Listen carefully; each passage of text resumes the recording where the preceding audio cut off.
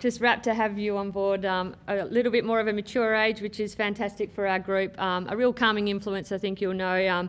And just when we had a chat with her, her ability to want to sacrifice, I know sacrifice is obviously a choice that she wants to make to be able to follow her dreams. A really quick turnaround as well from Wembley, obviously Ireland to Wembley, to the great team in Subi. I've been watching her play there, and her ability to cover the ground, she's got a really great attack on the football. Gives away a few frees because she's so intense at the contest, so we'll have to work on that. But she's been fantastic, and I'm really excited to have Joanne at the club. Thank you. Joanne, who did you play Gaelic for? I played Gaelic back home in Ireland for Roscommon, and then when I came over here, I started playing for a club here in Perth called St. Finbarrs. When did you come across Perth?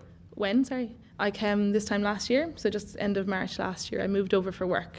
And I'd finished my Gaelic career back home in Ireland. I'd played Gaelic for quite a long time at the highest level it can go, which is an amateur sport still.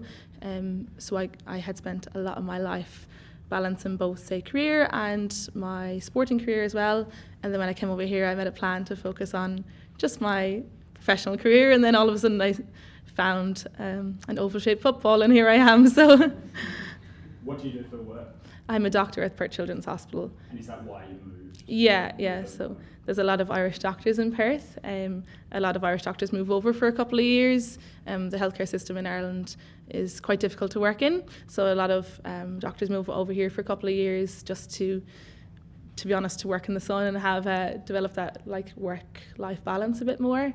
And then generally a lot of people go back then and finish their career back home. How did you end up with an oval football in your hands? Where was this your first experience? When I moved over, I know a good few of the Irish girls that play footy over here, and I just reached out to one of them and asked them, how will I go about playing? I just want to give it a go and see what it's like. She had suggested Wembley Club at that time because Paz Laurie was coaching down there, and to be honest, on day one that I rocked up, I was like, yeah, this is for me. I've always loved playing Gaelic football, and it's always been my number one sport. I didn't think that I could fall back in love with another sport again, to be honest. But the culture around the Wembley girls and just instilling that love and passion for the sport, just from ground up, I think, and that ability to always get around each other, made me fall in love with it. Did you find that it came pretty naturally to you? I mean, like a year in the country now, an AFLW, is it something you just picked up pretty quickly? Did it take a lot of training, a lot of watching? How did that sort of the rise come? Yes and no, to be honest. I think a lot of the Gaelic skills transition over, and you'll see that with a lot of the Irish girls that are playing AFLW level at the moment. Being able to read the gameplay and to be able to be a part of a team and essentially to be able to get ball and kick ball. But it's very different reading a round-shaped ball than an oval-shaped ball as well. And there's a lot of different rules that I'm still trying to figure out. How did you find your season in the WAFL last year with Subiaco? So I've just played this year with Subi, so I've just played the couple of games so far. I've loved it. Obviously I played with Wembley and we had a great year last year, and they helped me so much. From there then I went to Subi just this year, and again having another coach with Michael Farmer down there who's been incredible and really helped me and pushed me on more, and being around the WAFL level girls as well has really helped. I think as a sports person with such a passion for sport, to want to be the best you need to play with and play against the best players in the country, and I think that's what makes me so excited to develop that further with Frio. Do you think you'll have a bit of a leg up? Obviously not a professional sport, Gaelic football, but you've been in that elite environment before. Do you think you'll have a bit of a leg up being a bit older and a bit more experienced and having that background?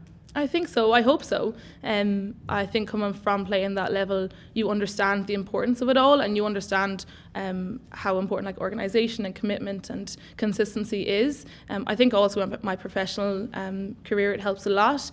I've always dealt with very high stressful situations, and being able to balance that and to be able to read the people that you're working with in very stressful situations is really important. I think that happens both on and off the field. How do you feel when Lisa and the team talk about games in round one and early in the season? That must be so exciting, having sort of just got a Dockers polo on for the first time. Yeah. Oh, it's so exciting. It is great, and I'm so looking forward to it. I didn't really think this was going to be something that would happen for me, and I'm so excited for it and to see what happens. I'm kind of just taking every day in my stride and see what happens, and luckily lately things have just fallen into place. How influential has Paris been for your career?